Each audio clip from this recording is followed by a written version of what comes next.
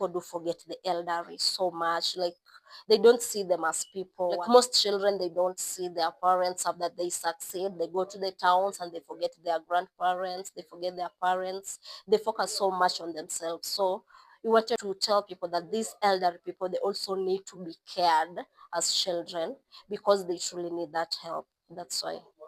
The things I see happening in this place are many. Yes, it's an old age home, but it's much more than that. People come here, not just the elderly, but those with nowhere to turn. Many come hungry, homeless, broken, and somehow they find help. They find care. They find dignity. It's not just a shelter, it's a place where hope is quietly restored, one life at a time.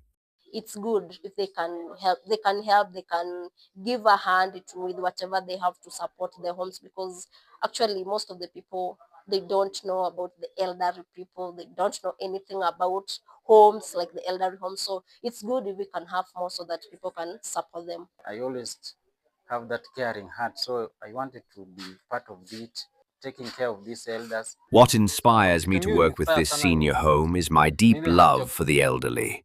I've always had a heart for them, a desire to see them cared for, respected, and loved. There's something powerful about watching someone who has lived a long life finally receive the help, comfort, and dignity they deserve. Every time I take a moment to listen to their stories, I learn something new, something I never knew before.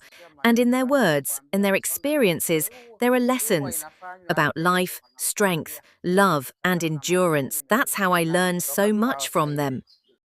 The most fulfilling part for me is when I see everybody's clean, everybody's healthy, when they're talking, having jokes, having fun, and the staffs and also the staff have done their work properly and everything is okay. That's what thrills me most.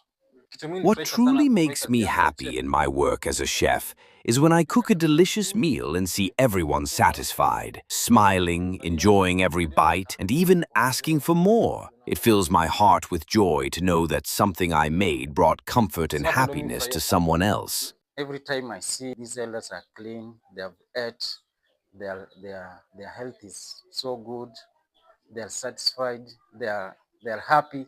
That's what make me happy and make me feel I fulfill my purpose. Most nights we don't sleep like everyone else. We sleep like soldiers, alert, listening, ready. Because here, everyone has their own challenges. Any small sound in the night could mean someone needs help. And so we get up, we check. The elderly people that touch my heart is that, let me say generally for them, they do touch my heart because despite the challenges, the quarrels, because like most of the elders, they don't like taking a shower, they don't like taking medication. So after the fight and everything, at the end of the day, they always tell you, thank you, we are happy as much as we have quarreled, at least to have taken our medicine or taken the shower, and we are looking smart, unlike when we were back at home. So that it makes me feel happy actually. These elders are funny sometimes. They really make us laugh. We never get bored around them.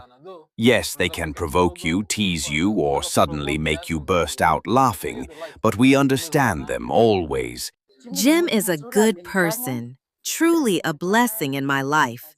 He helped take away all my stress at a time when I didn't know how things would work out. I never imagined I would be able to take my children to school, but then he gave me a job. And through that opportunity, I've been able to educate my children and give them a better future. Wherever you tell him there's a problem or there's an issue, he acts quickly. He has even helped me in some issues here and there about me and my family. So he has been a good person to me. My director is a person with a big heart. That's what I can say about him.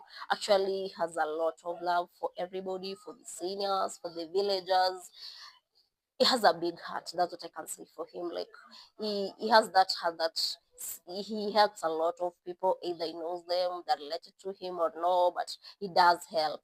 That's what I can say about him. He has a big heart. Jim Nduruchi has a clean, genuine heart. He never looks down on anyone. In fact, when he's around, you can't even tell who's the boss and who's the employee. He treats everyone with respect and kindness. If there's a problem, he doesn't wait. He solves it immediately. And it's not just me he has helped. There are so many others. I remember one of our colleagues who had no parents and was seriously ill with a growth in his stomach. Jim stepped in, took him to the hospital, and made sure he got the treatment he needed. That's the kind of person he is, always there for others, always lifting people up.